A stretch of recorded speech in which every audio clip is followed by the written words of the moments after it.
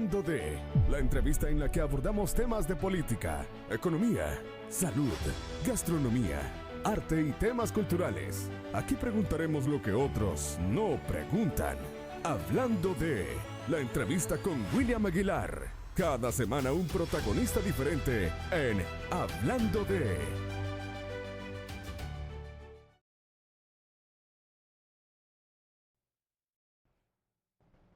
Hola, ¿qué tal? Buenos días, ¿cómo están? Es un gusto saludarles esta mañana. Como siempre, muy contentos de que nos pueda acompañar en las diferentes plataformas que, por cierto, ya retransmiten nuestra señal. Gracias a quienes ya retoman nuestra señal en diferentes sectores y queremos agradecer, por ejemplo, a Noti Occidente SV, Nuestra Gente TV, El Informante de Chalchuapa, Sitio Noticias, Chalchuapa TV, también a nuestros amigos de Periodismo Sin Fronteras que transmite desde Sonsonate, además a nuestros amigos de Global Noticias y El Metido de Santa Ana Oeste, que es el nuevo medio que se ha unido. Gracias a quienes nos están acompañando de verdad, porque esto nos permite poder extender las diferentes entrevistas que nosotros realizamos para todos ustedes que nos ayudan a tener un panorama diferente de cómo está la situación en nuestro país. Hoy tengo el honor y el orgullo de tener a un amigo personal y también un amigo de esta casa, el productor y escritor Romeo Molina, quien nos acompaña esta mañana para poder compartir con nosotros un poco de sus vivencias, tanto en los medios de comunicación como también en la literatura, que tiene libros bastante interesantes, como este, por cierto, que se llama Los Hijos de la Oscuridad, que es el último libro que ha escrito Romeo Molina y que sin duda se convierte en uno de los más recientes libros que ha escrito, de muchos que, por ejemplo, ha ya de su autoría en las diferentes bibliotecas del país. Romeo, bienvenido, muchas gracias por estar con nosotros. Muchas gracias, William. De verdad, un gusto estar aquí compartiendo contigo. Ya teníamos días de no encontrarnos, sí, prácticamente, ¿verdad? Pero bueno, Romeo, a mí me gustaría poder conocer un poco acerca de tu trabajo como escritor. Sé que en la actualidad, ¿cuántos libros has escrito en la actualidad? Sí, fíjate que llevo ya creo que este es el número 43 en diferentes géneros. En El Salvador hay pocos escritores que escriben en diferentes géneros. La mayoría, algunos son poetas nada más, otros cuentistas, novelistas, que son muy pocos los novelistas, pero siempre solamente en una rama de la literatura. En el caso mío, pues yo escribo en todos los géneros. Escribo historia, poesía, cuento, relato y novela. Uh-huh. Y digamos, en esta cantidad de libros que has escrito, muchos de estos han salido del país, es decir, mucha gente los adquiere para poder leerlos, porque son, en la gran mayoría son libros como de este tamaño, que sí, gente que le gusta la lectura, esto lo lee en un día. Así es. ¿Verdad? Entonces, estos libros ya han salido de las fronteras patrias para que sí, la gente pueda verlos. De hecho, la mayoría de mis obras literarias las he enviado, por ejemplo, para México, en Estados Unidos, Canadá, y he tenido, pues, hace algunos meses me escribía alguien de Buenos Aires, un argentino, que me había encontrado en las redes y me estaba preguntando si yo era el autor de una de las novelas que él tenía. Entonces, me decía, yo he leído la novela y no creía que el escritor fuera un salvadoreño. No sé si es un halago, pero, sí, pero realmente, pues, es muy grato saber que las obras, pues, ya cruzan la frontera y que hay otros países, Sudamérica, que es un mercado bastante difícil, porque Sudamérica es un semillero de grandes escritores, pues que una obra esté ya en Sudamérica para nosotros es bastante. Ahora, yo creo también que es bueno decir que hay una cantidad de libros que son, digamos, historias de misterio que tienen que ver con esto, pero Los Hijos de la Oscuridad, ¿qué tipo de relatos tiene, Romeo? Los Hijos de la Oscuridad son historias que se cubrieron, son historias periodísticas, pero William, como tú sabes, en la televisión pues se pasan 2 minutos, lo máximo, 2 minutos. Entonces acá son historias ya completas, completas, que incluso la mayoría de crímenes fuertes ocurridos en El Salvador, pero que están envueltos también en el misterio. Por ejemplo, aquí está la historia de la bruja de aquella señora que degolló a a su hija y macheteó a los otros dos niños en la zarcera de la herradura. Ujú. Entonces, son historias reales, ¿verdad? Pero también con ese toque de misterio. Por ejemplo, en este caso, la señora pues se creía de que ella había pues trabajaba con fuerzas ocultas, que había invocaba al demonio y otros santos oscuros, y que a eso se debió pues la tragedia.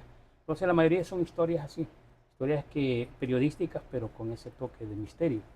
Este tipo de libros, digamos que ayudan también a poder mejorar nuestro acervo, porque, Sí, pero aparte de eso, normalmente, pues, ya vamos a hablar un poco de la televisión, de tu trayectoria en la televisión, y es que Romeo, digamos, sentó un periodo de moda aquí en El Salvador con algunas palabras que le parecerán familiares, como por ejemplo la huesuda, la calaca, las heladas, y bueno, una serie de la palabras carinucha.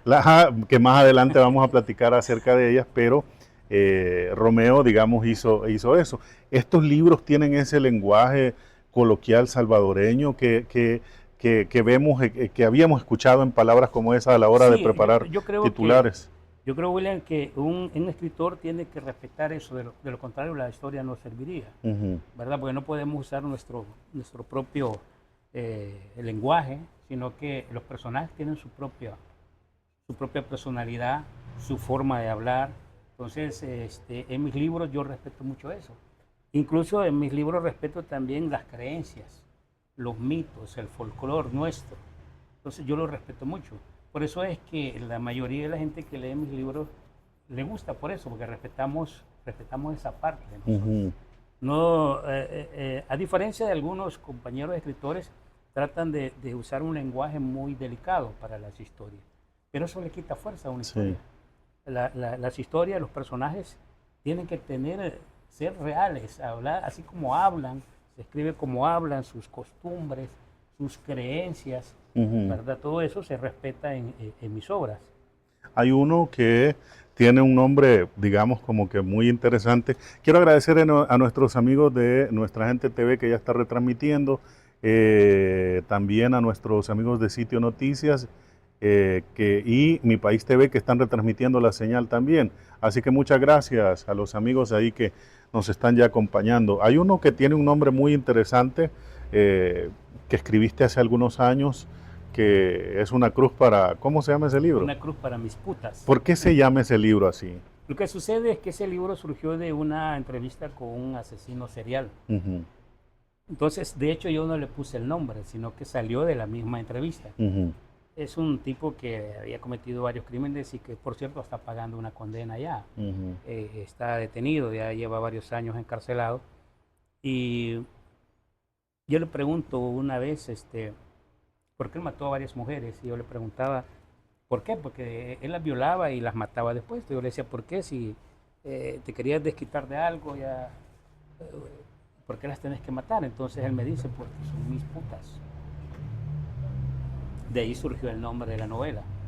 Pero la novela, fíjate que muy satisfecho con esa novela, de todas mis obras, es la novela más vendida. Ujú, He vendido 6 ediciones de esa novela, y esa es la novela que tenía el argentino en Buenos Aires. ujú. Esa novela. Cuando estuve en Nueva York, trabajando con la prensa en Nueva York, tuve una reunión con un productor de México, de Televisa, de apellido Nájera, que quería la novela para poderla producir en México. Estuvimos en pláticas allá, nos reunimos en Manhattan para ver si era posible el rodaje de La la novela. producción. Ajá, la producción en Veracruz la quería rodar él. Pero al final parece que había que esperar un año para que Televisa le aprobara el presupuesto. Y yo decidí regresarme al país y nos quedamos a media. Pero lo importante es que la novela pues le llamó la atención tanto que pensaron en producirla en México. ¿Y vos no, como productor, no has pensado, digamos, en retomar esa idea y buscar ¿Cómo no? producirla, hacerla una historia de televisión, digamos, para volverla audiovisual? Pues porque es interesante el hecho de contar esta historia. Y te lo preguntaba porque fragmentos del libro cuentan que este sujeto hacía eso porque la última mirada o la última persona que él quería que vieran antes de morir era él, ¿verdad? Sí. Eh, Sí, fíjate que esta novela, bueno, yo tenía prácticamente un material, te estoy hablando de 600 páginas de los apuntes y todo. Y antes de darle forma a la novela, me puse a leer todos los psicópatas que existen, que han existido en la historia, los psicópatas, los asesinos seriales de Estados Unidos, asesinos seriales de Rusia, para buscarle un perfil. sí. Para buscarle un perfil, porque había que buscarle un perfil. Es un tipo que, la verdad, es una mentalidad que sorprende. Por cierto, hay una de las personas que él mata que la viste de novia, ¿verdad? Y después de muerta, todavía dice él, yo le hago el amor después de muerta. Y me decía él, ellas solo sabrán que el mundo existe cuando yo llegue a hablar con ellas, donde las enterraba. Dice él, la última persona que ellas se llevan en la mirada es mi rostro. Sí. Mi rostro. Una mentalidad que asusta. La mayoría de estas personas no se dan cuenta de la gravedad de lo que hacen. Ellos, cada crimen es como montar una obra de teatro. Una obra de teatro y es tan normal para ellos que había un científico que investigaba estas situaciones y dice que la mentalidad, la mente de ellos tienen un trastorno muy diferente. O sea, ellos creen que no están haciendo mal, según ellos. No están haciendo ningún mal. Por ejemplo, él me decía que él se sentía satisfecho de tenerlas enterradas porque ellas ya no le pertenecían a nadie más, solo a él. Solo a él. Por eso en la entrevista de yo, de donde yo tomé el nombre, él me decía, son mis putas, son mías, ahora son mías.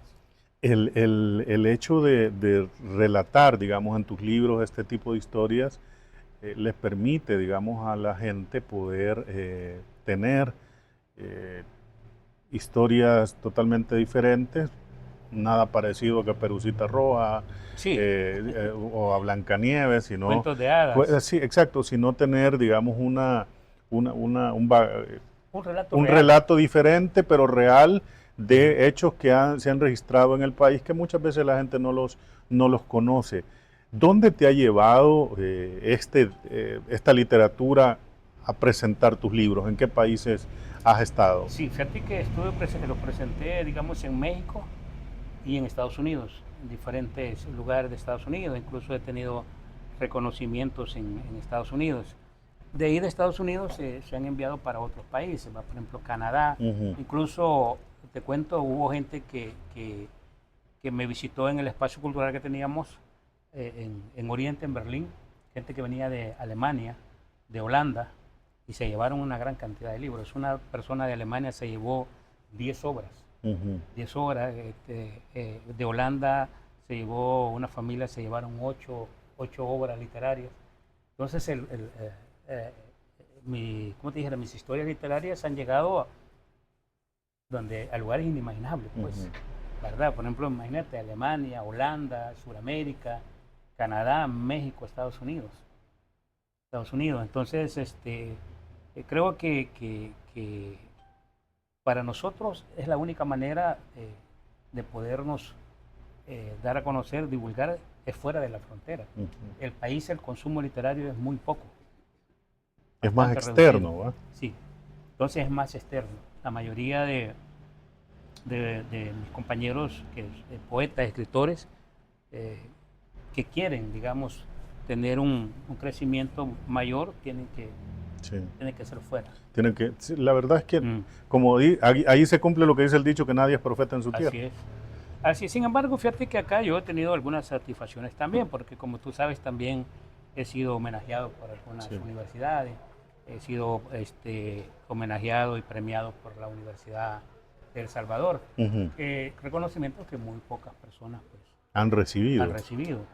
¿Verdad? Son premios muy importantes. Sí, bueno, yo también creo que ese tipo de reconocimientos te ha llevado a que mucha más gente te conozca dentro del país, ¿verdad? Sí, claro. Que es la parte difícil, pero eso te ha llevado a eso, ¿verdad? Así es.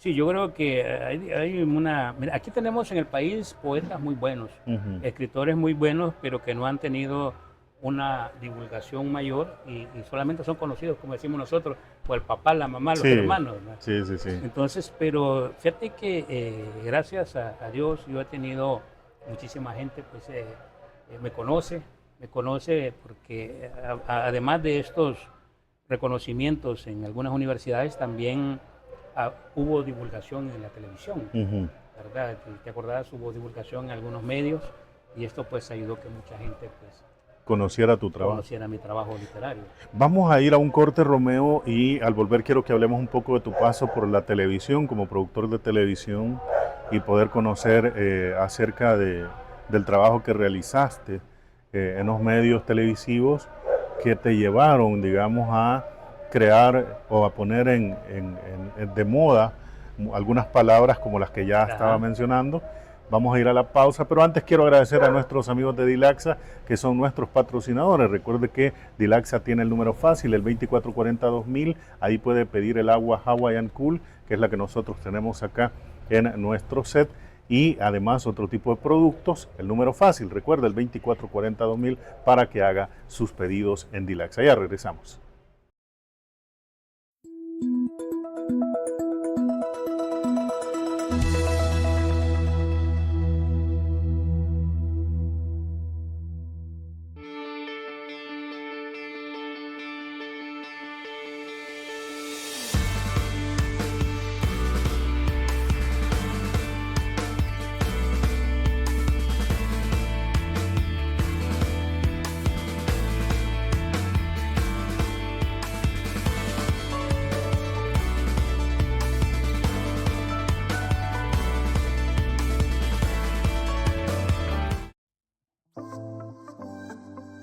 El profesor Ricardo Saz ha puesto en práctica lo aprendido en el arte de la pintura. Ricardo Saz dedica 6 días de la semana a la creación de obras con diferentes estilos, pero también es uno de los máximos exponentes del arte en El Salvador y diferentes países. La vocación de Ricardo Saz lo ha llevado a transmitir sus conocimientos a niños y jóvenes de la zona de Chalchuapa en Santa Ana. El profesor Ricardo Saz también se dedica a la restauración de imágenes de diferentes parroquias del país, utilizando los materiales más modernos para la restauración, lo que lo ha llevado a recibir reconocimientos nacionales y extranjeros.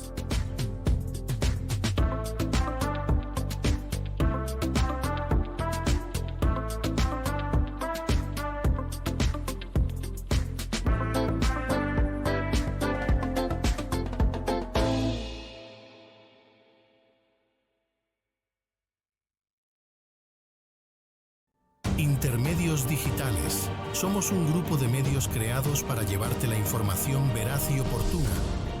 Noticias, entretenimiento, análisis y entrevistas. Intermedios Digitales, multiplataformas, la nueva generación de la información.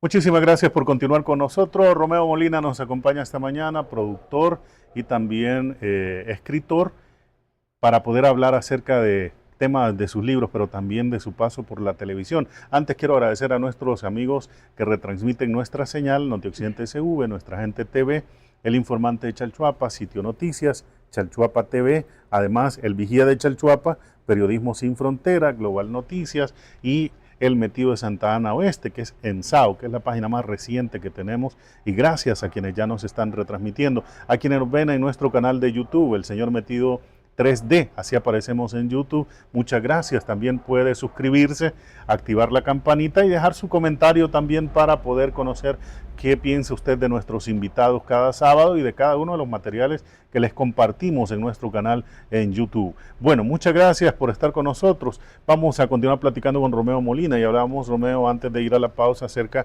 de tu paso por la televisión. ¿Estuviste cuántos años en Código 21? 10. 10 años. Desde que nació el proyecto Código. Sí, no, de hecho yo llegué antes. Mucho antes. Yo llegué antes a Megavisión, llegué a Telenoticias 21. Uh-huh. El Código 21 solo era un proyecto en ese entonces. Sí. Era un proyecto nada más. Ya cuando ya se le dio vida al proyecto, salí de Telenoticias para pasar ya a Código. ¿Y cómo es que nace esa idea entre la mente,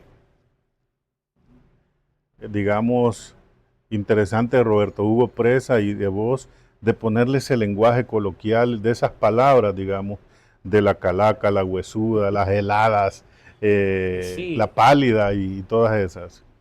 Sí, lo que sucede es que, fíjate que, de hecho, bueno, yo venía de hacer periodismo de diferentes maneras, ¿verdad? Entonces, habías trabajado ya con la prensa de Nueva York y todo. Y bueno, venía de Telenoticias, que es un noticiero serio, bastante serio, muy diferente, ¿no? Sí. Que tratamos todos la situación social, las coyunturas políticas y todo. Pero nos reunimos con Roberto, incluso ahí Samuel Arias también. Entonces me dice Roberto que quería darle vida a un proyecto donde la gente se identificara. Sí. Donde la gente pues se sintiera identificado con el vocabulario, con las historias. Entonces empezamos a crear historias muy diferentes que no se daban en la televisión, ¿verdad? Historias que en ningún medio aparecían y quizás nunca hubiesen aparecido, pero le pusimos ese toque. Sí. Cómo hablamos los salvadoreños, ¿verdad? Y comenzamos a meterle frases como la paliducha, los columpios de la huesuda, la calaca, o sea, un lenguaje que al final la gente terminó haciendo suyo el programa. Y también, digamos, tenías una peculiaridad a la hora de nombrar a los delincuentes, ¿verdad? Sí, siempre les dimos les pusimos un nombre a los delincuentes. Por ejemplo, no les decíamos criminales, malacates, Sí. a los malacates, a los hijos del mal, Ajá. ¿verdad? A los emisarios de la muerte, Sí. los emisarios de la pelona. Ajá. Entonces, frases que la gente fue adoptando y se convirtió más que todo en un programa del pueblo, porque a la gente le gustaban estas frases. Este tipo de formato, cuando andábamos en la calle, era, decir, era contagiante ver cómo la gente te gritaba. Cuando yo veía los carros de Megavisión y te gritaba, ¡ey, la calaca! Y o sea, te decían esa serie de palabras o platicaban con vos y decían, mire, ¿y quién es el que dice esas cosas? El ¿va? creador de todo. Ajá, entonces la gente, por ejemplo, los titulares también de cómo la forma tan peculiar que lo leía Samuel, digamos, tenía una peculiaridad. Ahora no es que Julito lo haga mal, pero ya Samuel había montado, digamos, una línea. Una línea y la gente había tomado esas voces ya también. Porque, Sí, claro. por ejemplo, teníamos una sección en Código 21 que era Código 14, Ajá. que era donde más se usaba ese lenguaje y todo el mundo no le gustaba. Si Roberto Hugo Presa no lo hacía, no le gustaba a la gente. Sí. La gente estaba acostumbrada a la voz de Hugo Presa, Samuel Arias, ¿verdad? Que ellos ponían la voz y yo pues me la ingeniaba para poderle dar ese toque que a la gente le gustaba. ¿Cuánto tiempo te llevaba a escribir ese guión de un programa de media hora? Porque la gente cree que la televisión es solo llega, el presentador se para y comienza a decir cosas. Sí, sí, sí, la verdad es que yo de hecho, fíjate, yo no quería caer en lo trillado, que es lo mismo todos los días.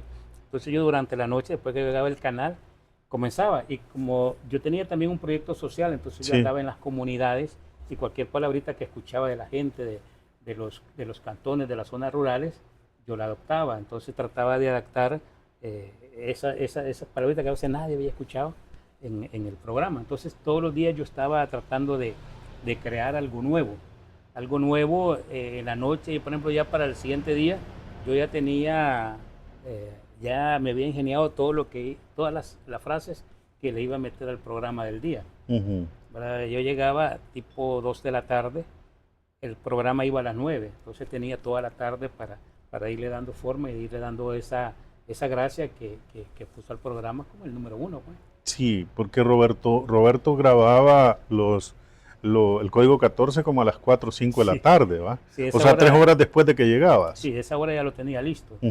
Pero el código 14 era como un resumen de lo acontecido en los 14 departamentos, ¿verdad? Entonces hacíamos cortita, ¿verdad? Sí. Cortito, pero con las frases folclóricas, sí. ¿verdad? Con las frases que le encantaba a la gente. Ya 3:30 ya estaba listo para que Roberto pues lo locutara. Lo difícil, Romeo, es que la gente veía o escuchaba a Roberto Hugo leer esos titulares, pero no sabía que detrás de eso estaba vos. Sí, la mayoría. Fíjate que una de las cosas graciosas, por ejemplo, algunos aniversarios que de Código 21 se celebraron en, Metrocentro, Ajá. allá en Plaza Mundo, y la gente andaba preguntando quién era. Sí. ¿Quién era el creador de todas las frases de Código 21? Eso es bonito porque la gente, pues, es más, yo a veces me subía al transporte urbano y escuchaba en los buses. Me acuerdo una vez en el parque, en el Mercado Central, había pasado un crimen por ahí cerca y decían los vendedores, se lo llevó la huesuda. Entonces, donde quiera que te movías, sí. La gente gritaba las frases de Código. ¿Sentís que ha cambiado eso? Sí, yo creo que sí. O sea, pero es normal, ¿verdad?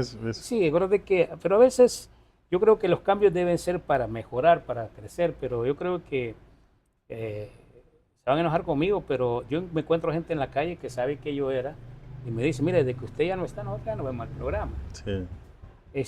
Incluso ex compañeros me dicen, no, ya nada que ver Código 21. Yo creo que hoy es más una revista turística.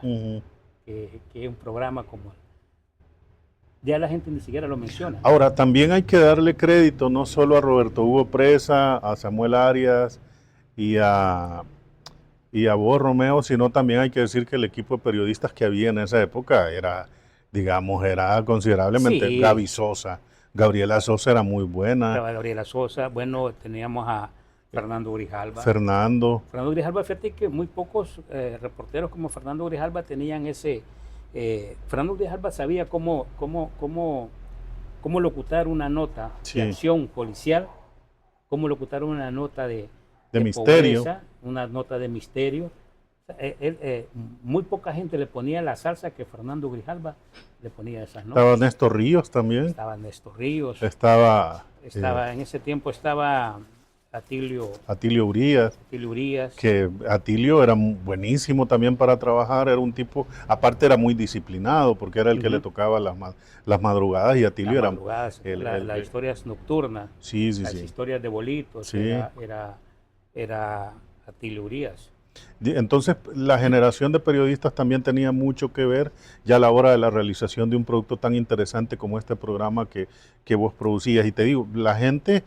sigue de cerca viéndolo para de alguna manera poder comprender un poco la historia que es ese programa, porque no era un noticiero, porque era un programa diferente, tenía más de un toque de información. Un programa noticioso sí, con sensacionalismo. Exacto, pero diferente.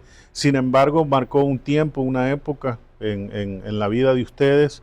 Y yo no dudo que Roberto, pues, orgulloso de haber creado un proyecto como ese, Samuel de ser parte de ese, porque la gente sigue preguntando, mire, ¿quién es el que grita? Usted es el que, porque a uno lo veían en la calle y decían, usted es el que grita al regresar, y le decíamos, no, es Samuel Arias, ¿verdad? Pero es bien interesante cómo llevaron a la televisión cosas como estas, de un producto tan interesante que al final se convirtió en una moda en El Salvador durante las noches. Y eso ayudó mucho también para que pues se fuera haciendo, sí, digamos, programas de forma diferente. Sí, fíjate que yo no recuerdo quién hizo una nota de... Cuando estaban todos los vendedores del centro, la calle Rubén Darío, todo el centro histórico, todos los puestos callejeros, y me contaba alguien que a las 9 de la noche parecía cadena nacional. Todos los puestecitos, código 21, todos los puestecitos. Entonces, todas esas cosas fueron desapareciendo después que, bueno, todo el equipo se fue. Sí. ¿Verdad? La cabeza del director, que es Roberto Hugo Presa, Samuel Arias, las presentadoras, ¿verdad? Kenia Mejía, Saída Palma, con quienes la verdad fue muy grato trabajar durante tantos años. Toda esta gente se fue. El equipo, todos los equipos periodísticos, no existe nadie ya, ¿verdad? Entonces, y el creador de todas las frases también, que era yo ya. El programa cambió radicalmente. Bueno, vamos a ir a una pausa, Romeo, y vamos a hablar un poco acerca del trabajo que realizas con apoyando a algunas personas, algunas familias también y comunidades. Vamos a ir a una pausa y al regresar vamos a hablar un poco de ese tema. Vamos a agradecer a Dilaxa, que siempre patrocina este segmento de entrevista. Dilaxa tiene el número fácil, el 2440-2000, para que usted pueda hacer sus pedidos. Ya regresamos.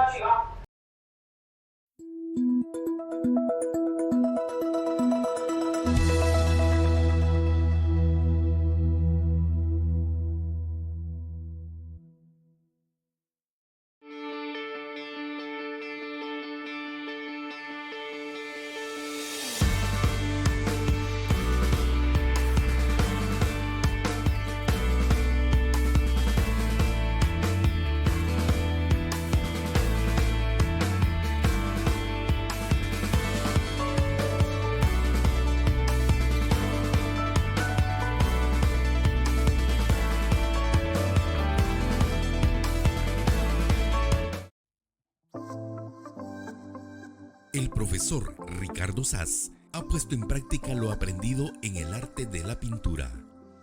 Ricardo Saz dedica 6 días de la semana a la creación de obras con diferentes estilos, pero también es uno de los máximos exponentes del arte en El Salvador y diferentes países. La vocación de Ricardo Saz lo ha llevado a transmitir sus conocimientos a niños y jóvenes de la zona de Chalchuapa en Santa Ana. El profesor Ricardo Saz también se dedica a la restauración de imágenes de diferentes parroquias del país, utilizando los materiales más modernos para la restauración, lo que lo ha llevado a recibir reconocimientos nacionales y extranjeros.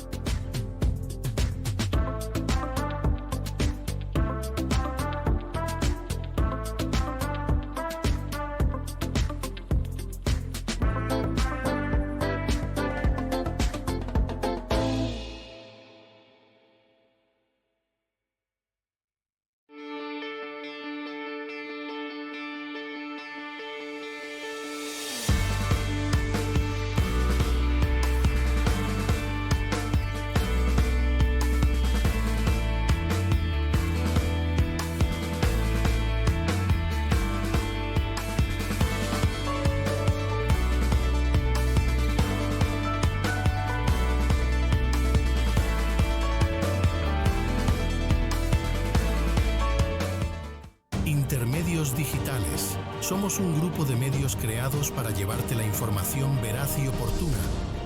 Noticias, entretenimiento, análisis y entrevistas. Intermedios digitales, multiplataformas, la nueva generación de la información. El profesor Ricardo Saz ha puesto en práctica lo aprendido en el arte de la pintura. Ricardo Saz dedica 6 días de la semana a la creación de obras con diferentes estilos, pero también es uno de los máximos exponentes del arte en El Salvador y diferentes países. La vocación de Ricardo Saz lo ha llevado a transmitir sus conocimientos a niños y jóvenes de la zona de Chalchuapa en Santa Ana.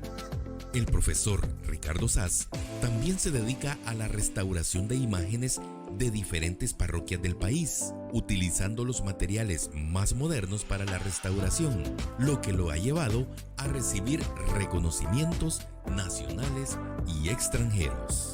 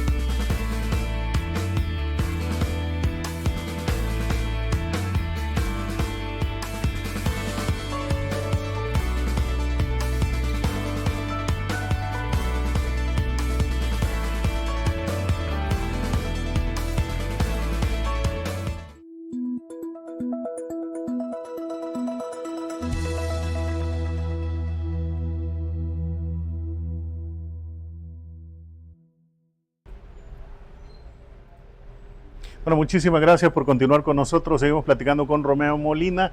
En unos minutos también estará el padre Luis Alvarado acompañándonos para hablar de temas interesantes que tienen que ver con la Iglesia Católica. Así es que ya el padre se encuentra por acá, ya vamos a platicar con él. Pero antes, Romeo, me gustaría conocer un poco acerca del trabajo que realizas con las comunidades, que entiendo que apoyas mucho. Es un trabajo que has venido haciendo desde hace ya varios años. Sí, ya décadas. ¿Y de qué trata este trabajo de apoyo a familias y a comunidades?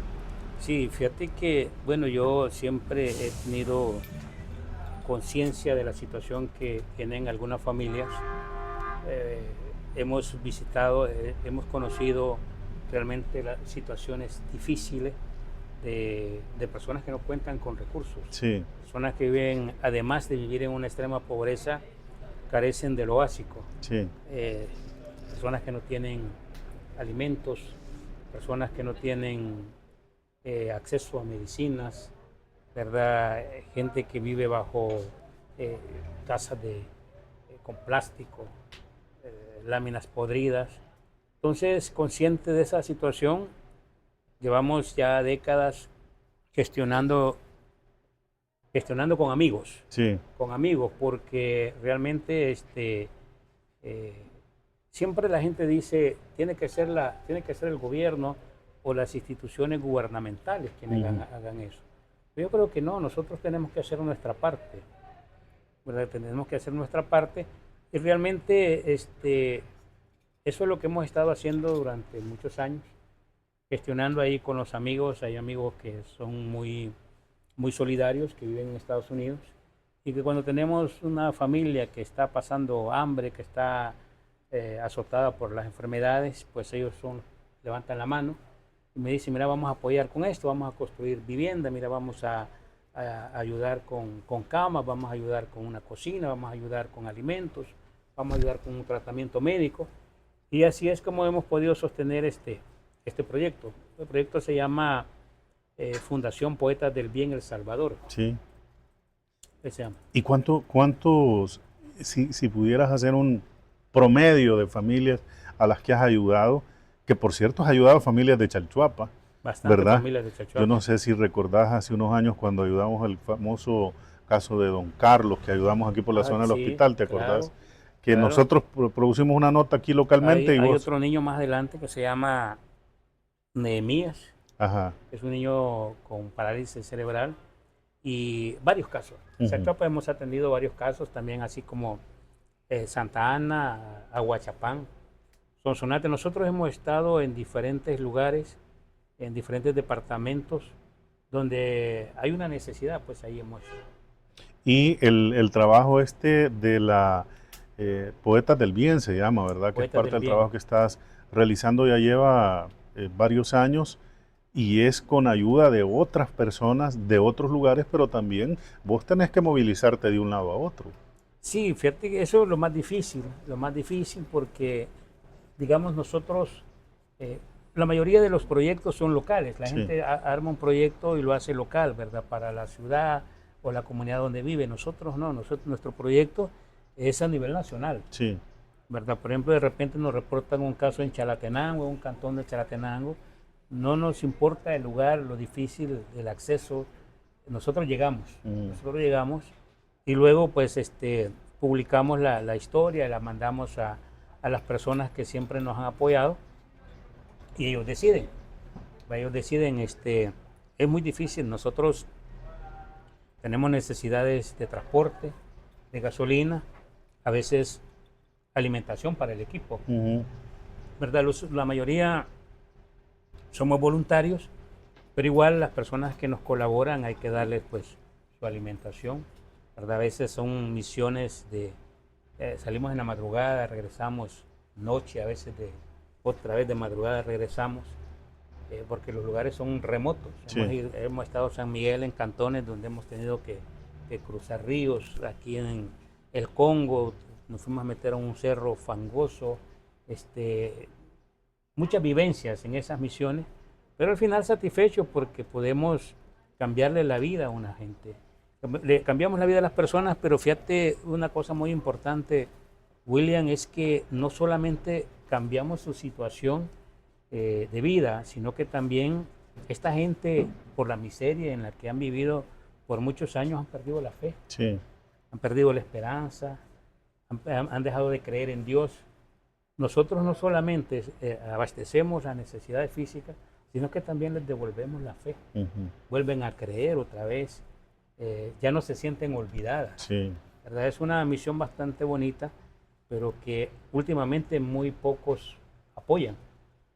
Bueno, Romeo, quiero agradecerte el que hayas venido de San Salvador. Sé que también viajas mucho a Berlín por tus negocios y quiero desearte suerte y que Dios te acompañe en todas las cosas que estás haciendo, que por cierto también estás trabajando un proyecto en YouTube también para poder promover Todas estas historias. sí, todas las historias que estás haciendo. Así es que yo quiero agradecerte, Romeo, que nos hayas acompañado. Muchas gracias, William, por haberme invitado y que la gente pues conozca un poquito de lo que hacemos.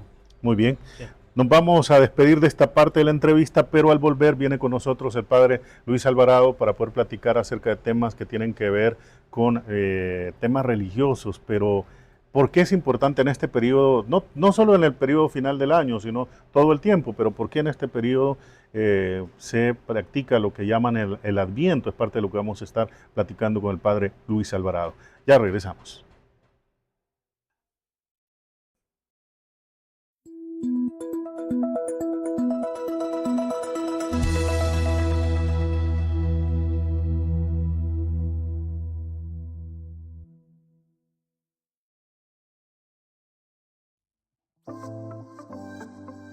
El profesor Ricardo Saz ha puesto en práctica lo aprendido en el arte de la pintura.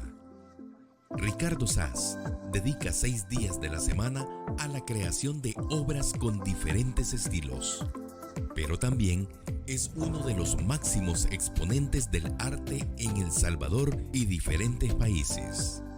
La vocación de Ricardo Saz lo ha llevado a transmitir sus conocimientos a niños y jóvenes de la zona de Chalchuapa en Santa Ana.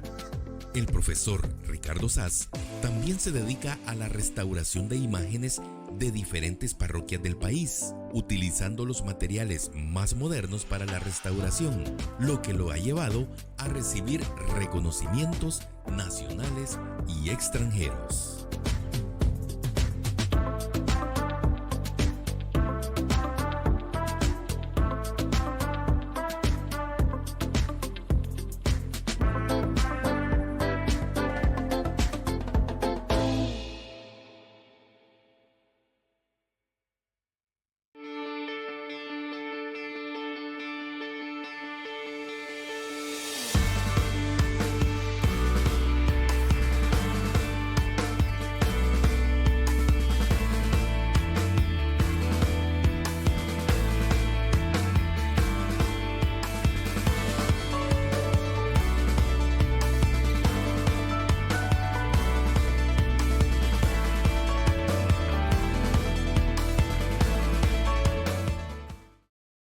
Intermedios Digitales. Somos un grupo de medios creados para llevarte la información veraz y oportuna.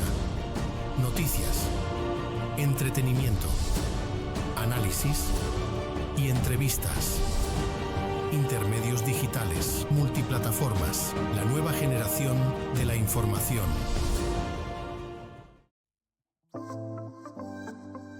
El profesor Ricardo Saz ha puesto en práctica lo aprendido en el arte de la pintura. Ricardo Saz dedica 6 días de la semana a la creación de obras con diferentes estilos, pero también es uno de los máximos exponentes del arte en El Salvador y diferentes países. La vocación de Ricardo Saz lo ha llevado a transmitir sus conocimientos a niños y jóvenes de la zona de Chalchuapa en Santa Ana. El profesor Ricardo Saz también se dedica a la restauración de imágenes de diferentes parroquias del país, utilizando los materiales más modernos para la restauración, lo que lo ha llevado a recibir reconocimientos nacionales y extranjeros.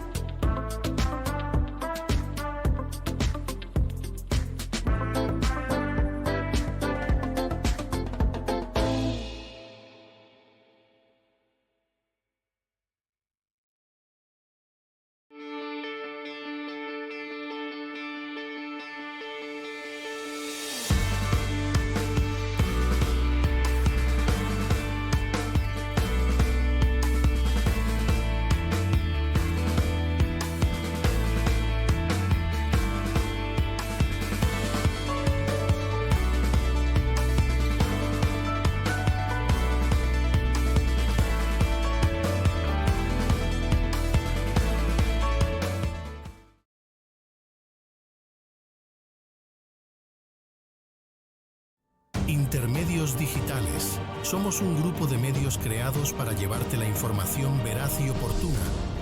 Noticias, entretenimiento, análisis y entrevistas. Intermedios Digitales, multiplataformas, la nueva generación de la información.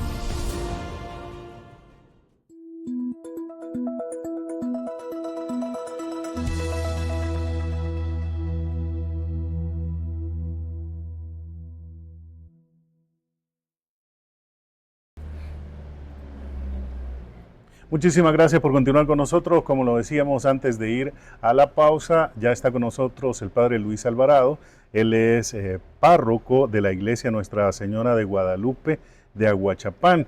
Y lo hemos invitado para poder hablar de temas interesantes como el Adviento, qué es el Adviento y otros temas también que tienen que ver con el trabajo de la evangelización que realiza la Iglesia Católica tanto en Aguachapán como en el mundo y en nuestro país. Pero antes quiero agradecer a las páginas que retransmiten nuestra señal: Notioccidente SV, Nuestra Gente TV, El Informante de Chalchuapa, Sitio Noticias, Chalchuapa TV, El Vigía de Chalchuapa, Periodismo Sin Frontera, Global Noticias y también EMSAO, que es el Metido de Santa Ana Oeste. Gracias por estarnos compartiendo nuestra señal, y para quienes nos ven en YouTube también muchísimas gracias, y como siempre recomendarle que se suscriba a nuestro canal de YouTube y además toque la campanita y deje su comentario para poder conocer sus valoraciones acerca de los materiales que compartimos, pero también de las entrevistas que realizamos. Padre, bienvenido, gracias por aceptar nuestra invitación y de poder hablar de estos temas interesantes. Como no, muchas gracias por esta invitación y también pues a todos aquellos amigos que nos hacen el favor de sintonizarnos. Padre, hablemos un poco de qué es el Adviento para que entendamos muchas de las personas que a veces escuchamos esa palabra. ¿Qué es el Adviento para la Iglesia Católica? Sí, el Adviento es prácticamente ese tiempo litúrgico que nos prepara hacia la Navidad. Estamos prácticamente a unas cuantas semanas de finalizar lo que llamamos el año litúrgico. El año litúrgico tiene una duración idéntica al año civil. Sí. Todos sabemos que el año civil finaliza un 31 de diciembre y comienza un 1 de enero. El año litúrgico dura igual, 365 días, o en año bisiesto, pues 366. Pero se diferencia del año civil en cuanto que su finalización y su inicio son en fechas distintas. El año litúrgico finaliza con la fiesta de Cristo Rey y comienza con el primero de los domingos del tiempo litúrgico de Adviento. El Adviento son esos 4 domingos previos a Navidad que tienen como propósito prepararnos. De hecho, la misma palabra Advientos viene del latín adventus, que significa venida, llegada. Entonces, espiritualmente nosotros, a través de la palabra de Dios y también de los sacramentos de la Iglesia, nos preparamos espiritualmente, místicamente, para ese encuentro con Jesús en Navidad. Padre, ¿qué tan importante es, digamos, el acercamiento de los seres humanos a Dios en estos periodos? Porque pues siempre en Semana Santa una de las críticas, miren, si es que la Semana Santa es para acercarse a Dios, ¿verdad? Sí. Y el fin de año, que cuando habla del nacimiento de Jesús, también es para acercarse a Dios, pero digamos, la gente tenemos otro tipo de costumbres. Pero ¿qué tan importante es el acercarnos a Dios para las nuevas generaciones y para todo el mundo? De hecho, estas dos celebraciones prácticamente son como las principales dentro de todo el año litúrgico, porque si recordamos, en Semana Santa celebramos el misterio de la muerte y resurrección de nuestro Señor Jesucristo. San Pablo nos dirá: en esperanza fuimos salvados. Y lo que celebramos pues en el Tríduo Pascual, desde el Jueves Santo hasta el Domingo de Resurrección, es precisamente nuestra salvación, recordando que a precio de sangre hemos sido rescatados. Y esta salvación que nosotros celebramos durante la Semana Santa es una salvación que no sería posible sin el advenimiento de nuestro Señor Jesucristo. Por eso, estos dos tiempos litúrgicos fuertes, tanto la Pascua, que es la resurrección de Cristo, como la Navidad, que es el nacimiento de Cristo, se preparan con tiempos litúrgicos fuertes. Por ejemplo, Pascua la preparamos con Cuaresma, que son todos los viernes de procesiones, de Vía Crucis, y Navidad lo preparamos con el Adviento. Y realmente estas dos celebraciones marcarán prácticamente la esencia de la fe cristiana durante todo el año litúrgico. Padre, los jóvenes estamos viendo que hay acercamiento de la juventud, digamos, a querer conocer de Dios. Ya las iglesias antes, pues quizás creían que el evangelio, las iglesias eran para personas mayores, pero hoy estamos viendo mucha juventud de hace unos años para acá, en donde los jóvenes se están involucrando más en la fe y en el acercamiento a las iglesias. Sí, yo creo, William, que esto es algo general, ¿verdad? Si nosotros vemos la política, hay mucha juventud. Si vemos las demás ramas civiles, la medicina, lo legislativo, vemos que hay mucha juventud. Y la iglesia no es la excepción. Yo tuve el privilegio de estar acá en Chalchuapa 5 años, Sí. ¿verdad? Y recuerdo que una fortaleza que teníamos en ambas parroquias era precisamente eso, el sector juventud. A mí me llamaba la atención como muchos jóvenes comprometidos con las hermandades, muchos jóvenes comprometidos en las comunidades, y de hecho tantos proyectos pastorales fueron gracias a ese empuje, a ese entusiasmo de la juventud. Yo considero que es algo positivo el hecho de que en medio de la juventud podamos acercarnos a aquellos valores espirituales, porque al final, pues recordemos que la fe adquiere, o más bien la vida adquiere plenitud gracias a la fe. El salmista rezará, tu gracia vale más que la vida. Y considero pues que es algo positivo, ¿no? Todos estos momentos tan especiales de la juventud actual, que se acerca cada vez más a los valores espirituales y sobre todo a ese encuentro personal pues con Cristo. Padre, y le pregunto esto porque estamos hablando de la juventud. ¿Era desde niño que usted decía yo quiero ser sacerdote? ¿O en la juventud fue donde en algún momento dijo, bueno, yo quiero ser sacerdote y quiero saber cómo irme al seminario? Sí, la vocación realmente considero yo que Dios la coloca en el corazón de la persona desde el mismo momento de su concepción, pero a través de la infancia hay sucesos, hay acontecimientos, hay trato con personas que a uno le van haciendo descubrir realmente por dónde Dios quiere llamarlo o por dónde Dios quiere que uno le pueda servir. Yo recuerdo que desde niño sí, yo soñaba con ser sacerdote. Ya a pesar de que el deporte era algo primordial, creo como lo era en este tiempo en todos, siempre estaba pues esa cosquillita, ¿verdad? De servirle al Señor de una manera total, de una manera plena. Y gracias al testimonio de sacerdotes, obviamente el apoyo de la familia, las oraciones de la comunidad católica, todo eso influye para que en este caso, pues a nivel personal, yo pudiera ir como descubriendo poco a poco, paso a paso, ese llamado del Señor, ¿verdad? Yo tuve la bendición de haberme formado en Sololá, en Guatemala. Ah, sí. En aquel tiempo el obispo de Santa Ana, Monseñor Marco René Revelo, nos enviaba a Guatemala. Luego culminé mis estudios teológicos acá en Santa Ana, en el Seminario Juan 23, y gracias a Dios pues hemos tratado de hacer vida en nuestra vida todos esos valores de la formación sacerdotal. Hablar de esa etapa de la formación como sacerdote, cualquiera diría, bueno, pero es que ha de ser bonito, ha de ser fácil, pero en realidad no, hay una disciplina detrás de esto, porque cuando uno visita el Seminario San José de la Montaña, allá en San Salvador, es agradable ver la disciplina que tienen los muchachos que están estudiando para poder convertirse en sacerdotes. Requiere de, primeramente de decir, no, es que sí, esta es mi vocación y me quiero ir como sacerdote, porque tiene grandes compromisos en la vida de allí en adelante, ¿verdad? Sí. Y no todos quedan para ser sacerdotes. Sí, sí. Decían los abuelos, todo lo bueno cuesta. Sí. Si nosotros vemos un futbolista profesional, allá lleva horas de esfuerzo, de sacrificio, de dieta, de ejercicio y también de consejos, ¿verdad? Y por qué no, también de caídas y de fracasos. Cualquier profesión que nosotros tengamos en mente, un médico, un abogado, un ingeniero, un arquitecto, un periodista, todo requiere pues también sacrificio y esfuerzo.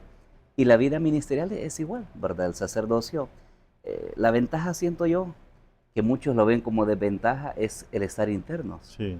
Pero realmente la formación interna, como usted dice, requiere pues disciplina, convicción y sobre todo amor a Cristo Jesús, porque realmente todos los jóvenes que entran pues a la formación sacerdotal, como usted mismo lo señala, no todos van a llegar a ser sacerdotes, pero sí formarán un carácter de virtudes, un carácter de disciplina, un hábito de estudio, que eso también es vital e importante, ¿no? Y pienso yo que, pues reitero eso, todo lo bueno cuesta. Creo que cada vocación, cada profesión tiene ese esfuerzo, su sacrificio, pero al final uno dice, valió la pena. ¿Cuántos años son los que tienen que estar en el seminario? Cuando yo me formé eran 7 años. Hoy el Papa Francisco ha dictaminado un proceso de 9 años, porque ha agregado un año de pastoral y un año de discernimiento, que siempre es con el propósito de madurar un poco mejor la vocación sacerdotal. O sea, básicamente, si lo comparamos con una carrera de medicina, prácticamente es lo mismo. Es algo similar. Sí, porque Sí. 9 años es una carrera de medicina. Sí, algo similar, ¿verdad? En cuanto a su tiempo. Y luego, pues, hay diversas dimensiones que se evalúan a la hora de elegir a un seminarista para el sacerdocio. El área académica, que es vital. El área espiritual, el área humana y el área pastoral. Son como 4 grandes áreas que se evalúan para que un candidato, pues un joven, pueda llegar a las órdenes sagradas. Padre, vamos a ir a un corte y al volver quiero que hablemos un poco acerca del Papa Francisco y de esos cambios que han habido dentro de la Iglesia, en el sentido de que los sacerdotes anteriores pues utilizaban menos, como por ejemplo plataformas de redes sociales para difundir el mensaje de la Sí. palabra, y el Papa Francisco cambió todo eso, aparte de la sencillez que ha mostrado en todos sus años liderando la Iglesia Católica. Pero vamos a hablar un poco de esto al volver de la pausa, para que usted me dé un poco de conocimiento acerca de este tema, si le parece, Muy bien. del trabajo que realiza el Papa Francisco. Ya regresamos, vamos a una pausa.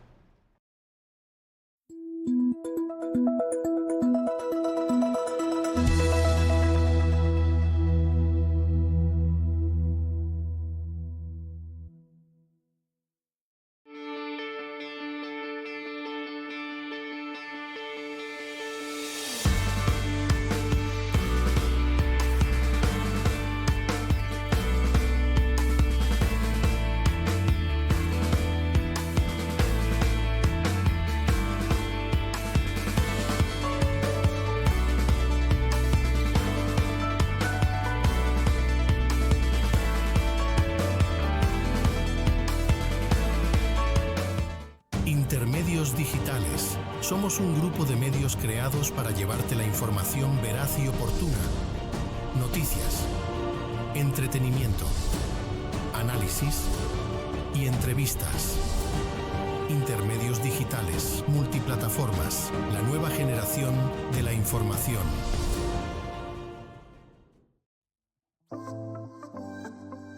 El profesor Ricardo Saz ha puesto en práctica lo aprendido en el arte de la pintura.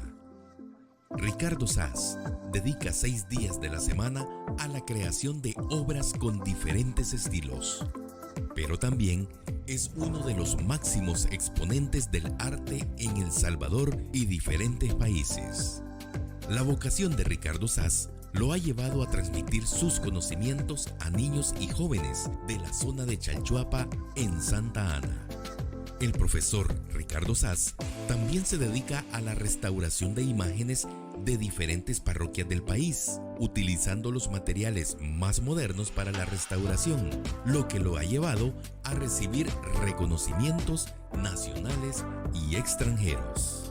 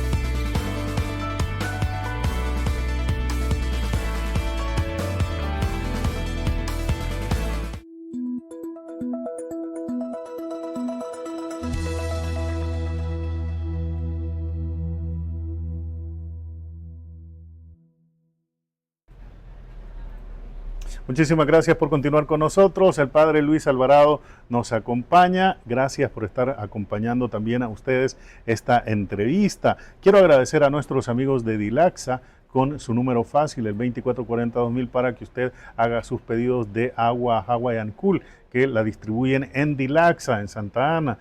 Y también usted puede hacer otro tipo de pedidos de lácteos, jugos y todos los productos que ellos distribuyen. Ahí por la PNC de la 25, ahí por la policía, enfrente está Dilaxa para que usted pueda ir a comprar sus productos al supermarket de Dilaxa. Así es que gracias a ellos por ser nuestros patrocinadores. El número fácil es 2440-2000 para que haga sus pedidos. Padre, hablábamos antes de ir a la pausa acerca de la forma o el estilo nuevo que el Papa Francisco ha puesto para poder evangelizar, la utilización de las plataformas de redes sociales y otro estilo de vida, digamos, que él ha mostrado, ha hecho que muchas personas y muchos jóvenes lo sigan por donde vaya el Papa Francisco, ¿verdad? Sí, a lo largo de la historia la Iglesia ha tenido que inculturizarse de acuerdo a las necesidades, a las exigencias que en ese momento pues la sociedad y el mundo está requiriendo. Sí.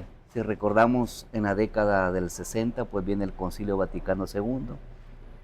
El Papa Juan XXIII convoca este concilio, que es una reunión de líderes mundiales de religión, especialmente obispos y cardenales. Y en el Vaticano II, pues hay un giro pastoral de la Iglesia. Un giro palpable, que creo que fue el principal que se vio, es que el culto religioso ya no era en latín, sino que era en la lengua vernácula de cada región. Luego el papel protagonista que el laico, que el seglar, tomaría tanto en la liturgia como también en la pastoral de la Iglesia. Antes, por ejemplo, desde el Concilio Vaticano II, no se concebía que un laico leyera o predicara la palabra de Dios. Se consideraba que era pues algo exclusivo propiamente del clérigo. Sí. Sin embargo, viene el Vaticano II y dice, no, ¿verdad? Tenemos que abrir las ventanas de la Iglesia al mundo para que entre aire fresco. Y este fue un momento bien especial que, aunque es distante en el tiempo, conecta con la manera de hacer evangelización del Papa Francisco. Del Vaticano II surgen cuatro grandes decretos, ¿verdad?, que llamamos constituciones. Una de ellas fue la Lumen Gentium, donde se hablaba del papel protagónico del laico dentro de la vida pastoral y ministerial de la Iglesia. Entonces el laico adquirió más protagonismo, digamos así, en la vida pastoral de la Iglesia. Luego Pablo VI cierra el Concilio Vaticano II. Con Juan Pablo II nosotros vemos a un papa cercano, a alguien que viajaba mucho. Creo que lo tuvimos acá en el país dos ocasiones.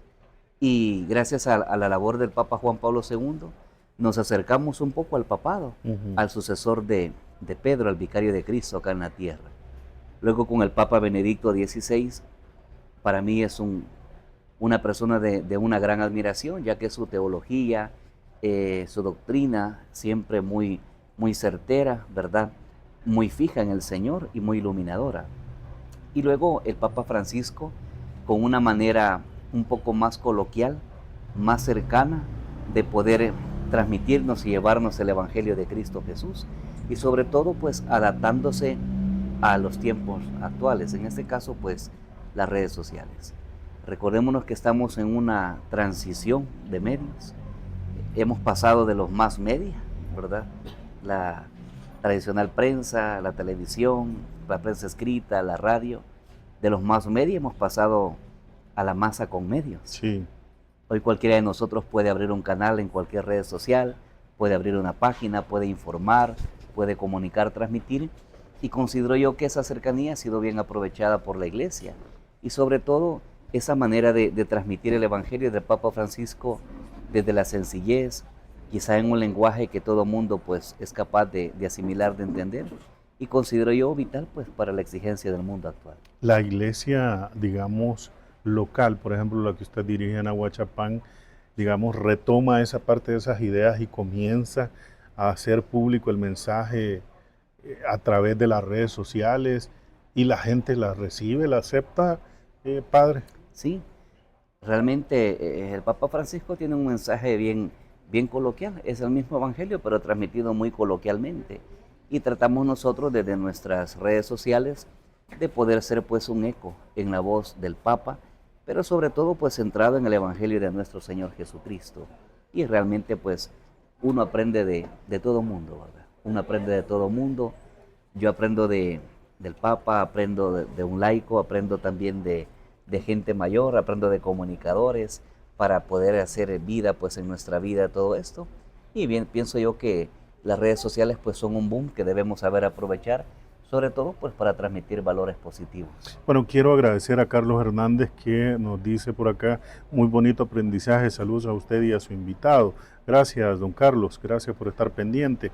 Padre, también me gustaría hablar un poco acerca de cómo los cambios que se han dado en el país en temas de seguridad ha permitido a la Iglesia Católica, porque ustedes, la gente puede pensar que ustedes solo trabajan en una parroquia, pero en realidad no, ustedes van a las comunidades a evangelizar, sí, tienen grupos y todo esto. ¿Ha cambiado esto con el tema de la seguridad, el trabajo para ustedes? Sí, realmente en las parroquias, en toda parroquia donde yo he servido, tenemos comunidades rurales, la mayor parte que se visitan.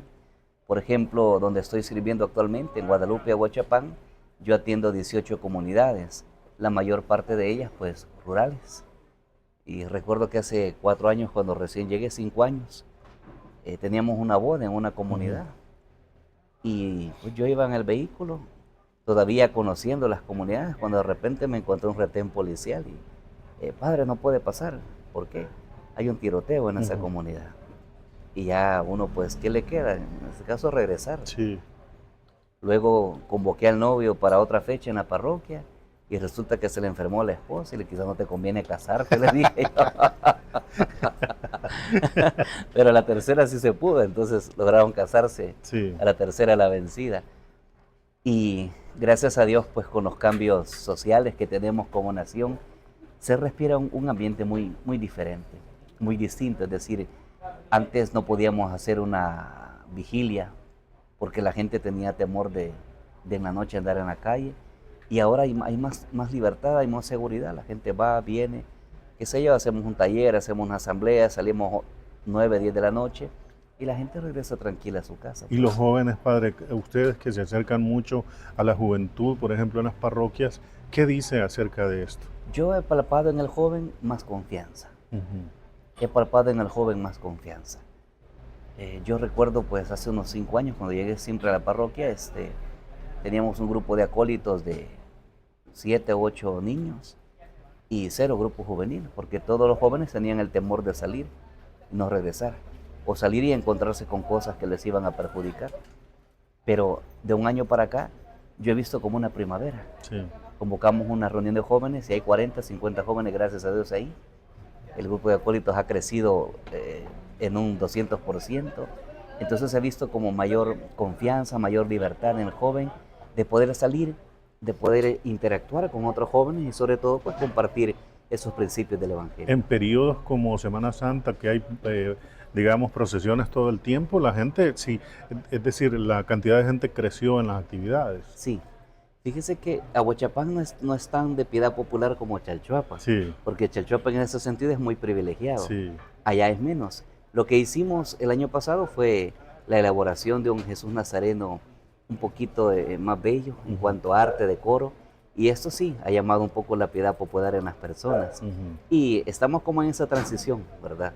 De mandar a hacer imágenes pasionarias, de tal manera que podemos replicar o copiar lo bueno de otras parroquias, sí, de otras comunidades, de tal manera que a través de la piedad popular también se llega a través de todas esas devociones al corazón de las personas. Padre, en el caso de Ahuachapán, como ya lo decía, tiene diferencias con Chalchuapa, con Sonsonate a la hora de esas actividades, pero la fe de la gente sigue siendo, digamos, muy fuerte, y las plataformas ayudan para que la gente pueda escuchar el mensaje desde la parroquia en un teléfono, en una tablet o en la televisión. Recordemos hace unos años con la pandemia, ¿no? Sí. Realmente, yo digo, de una espina Dios hace una rosa. Sí. De algo que aparentemente es negativo, Dios hace algo positivo. Comenzamos a transmitir, comenzamos a través de las redes sociales a saber aprovechar estos medios, y gracias a Dios la gente se adecuó, incluso gente mayor. Sí. De hecho, cuando volvimos ya a la presencia física, hay mucha gente que estaba un poco cómoda. No desde el teléfono, sí, ¿no? Ahora hay que asistir. Entonces, esa transición también fue importante. Pero realmente, sí, en Ahuachapán la fe es muy, muy firme. Nosotros celebramos cada 12 de diciembre el Día de la Virgen de Guadalupe, y ese día prácticamente la ciudad completamente volcada hacia la devoción mariana, pues. Sí. Tenemos un aproximado de unas 3.000 a 4.000 personas como peregrinos el día 12 de diciembre. Es una bendición y para uno como sacerdote también una motivación el poder trabajar y servir lo mejor posible. Padre, era muy agradable ver cómo en el periodo pandémico los sacerdotes ponían sus teléfonos, hacían lo mejor que podían, Sí. y comenzaban a transmitir, digamos, la misa desde un teléfono. Eso no se había visto en años anteriores porque obviamente no vivíamos una situación como esta que nos llevó a ese nivel, pero eso permitió que fueran aprendiendo poco a poco y que ahora dediquen, digamos, parte de la misa y parte de los muchachos colaboren en transmitir las misas. Sí. Dicen que la necesidad es la madre de la inventiva, ¿no? Sí. Entonces yo me limitaba, por ejemplo, en el caso mío, a ver el Facebook una vez al día. Sí. Ya. Yo pues tengo experiencia en medios de comunicación, todos los años que he estado en Lumen, El Salvador, hemos transmitido Tierra de la Esperanza, Minutos de María, y actualmente estamos en la Junta Directiva. Pero es una transición, ¿verdad? Como decía, de los más media a los medios con masa, pues. Y realmente a uno le ha hecho como abrir un poco, pues, la mente y también el corazón a ciertas herramientas tecnológicas que a la vez son vitales para poder llegar a muchas personas. Padre, ¿cuánto tiempo lleva ya en Lumen? En Lumen tengo aproximadamente 15 años. 15 años. 15 años, sí. Se empezó bien joven, que Sí. empezaron a grabar mensajes, ¿verdad? Que son cortos, que transmiten en la televisión. Sí, comenzamos con, en aquel tiempo, los Minutos de María. Ujú. Entonces era asesor espiritual Monseñor Fabio Colindres, entonces Sí. era padre Fabio Colindres. Sí. Y recuerdo que estábamos con Monseñor Fabio Colindres, con el padre Martín Ábalos, con Monseñor Romeo Tobar y este servidor. Ujú. Y pues nos fuimos metiendo poco a poco, ¿verdad? En el tema de la evangelización a través de los medios de comunicación, hasta el punto que llegué pues varios años a conducir Tierra de la Esperanza, también el mismo Minuto de María, pero ahora estoy pues a cargo más del comité de televisión, también de redes sociales, y estamos a cargo de lo que es impresos en Lumen, las vallas publicitarias o la revista que lanzamos digital y físicamente también cada trimestre. Padre, su mensaje para la juventud que, pues obviamente todavía tiene aquel temor de unirse a una comunidad religiosa para formar parte de la Iglesia Católica. ¿Cuál es su mensaje para ellos? Yo considero que lo principal es abrirle corazón al amor de Dios. Ujú. Muchas veces nos esforzamos en cumplir el mandamiento primero de la ley de Dios, que es amar a Dios sobre todas las cosas. Pero antes de intentar amar a Dios, pienso que lo mejor es dejarse amar por Él. Si abrimos nuestro corazón, si nos dejamos amar por Jesús, muchas heridas sanan, pasadas, presentes, y muchas vidas cambian. Hay tanto testimonio de personas que al abrir su corazón al amor de Dios, su vida ha cambiado totalmente. No solamente en la parte de vicios o drogadicción, sino integralmente. Cambia su manera de pensar, cambia su manera de ver realidad y sobre todo cambia el ser en general, pues. Por eso considero yo que no hay decisión más hermosa, no hay decisión más acertada, pues, que abrirle el corazón al amor de Cristo Jesús. Por acá tengo un comentario, Hugo Valiente dice: saludos, acabo de ir al estudio y vi esa interesante entrevista. Dice, bueno, no nos saludó Hugo, por lo menos no lo vimos nosotros acá. Pero bueno, muchas gracias a los comentarios, a las personas que nos escriben. Y Padre, quiero agradecerle el que haya hecho tiempo, porque sé que tiene una actividad en su parroquia, un retiro de niños, y quiero agradecerle el hecho que haya venido y nos haya acompañado y compartir un poco de su conocimiento, y esperemos que no sea la última vez que venga, sino en próximas ocasiones, para poder hablar un poco acerca de estos temas de fe que tanta falta le hacen a cada uno de nosotros. Sí, gracias a ustedes por la invitación y también pues por este espacio para poder compartir con todos aquellos amigos y hermanos que nos sintonizan, y es una bendición el poder pues dar estas ideas, estos mensajes que seguro tocan en alguna medida pues el corazón. Padre, y usted es amigo de aquí del Taller Estudio Arte en las Manos, ¿verdad? Sí, soy cliente también. Sí. Desde hace años recuerdo que estando acá en la parroquia del Calvario de Chalchuapa, Ricardo me ayudó a la restauración del Cristo mayor, que es el que está en el presbiterio, y me gustó el trabajo que hizo Ricardo. Recuerdo que el brazo estaba dañado y me lo restauró muy bien, entonces formamos una bonita amistad con Ricardo, y cualquier pues inquietud, ya sea de arte. Allá en la parroquia me ha hecho un cuadro de la Divina Providencia, cuando gusten hacer algo pues con ese cuadro, está muy hermoso. Ricardo lo hizo hace un par de años atrás, y le hicimos pues un retablo de tal manera que llama a la devoción. y estamos en otros proyectos, ¿verdad? Siempre pues en el tema del arte. Recordemos que el arte también es un canal de evangelización. Así es. Bueno, y esta entrevista recuerde que se transmite desde el Taller Estudio Arte en las Manos, aquí en Chalchuapa, que por cierto tiene abierta la oportunidad para que puedan inscribirse a niños y jóvenes para el curso de verano que el Taller Estudio Arte en las Manos realiza acá en Chalchuapa. Así nos despedimos. Gracias por habernos acompañado. Doble jornada de invitados, una jornada muy interesante. Gracias a todos ustedes por habernos permitido compartir estas 2 entrevistas con todos ustedes. Que tengan un buen día.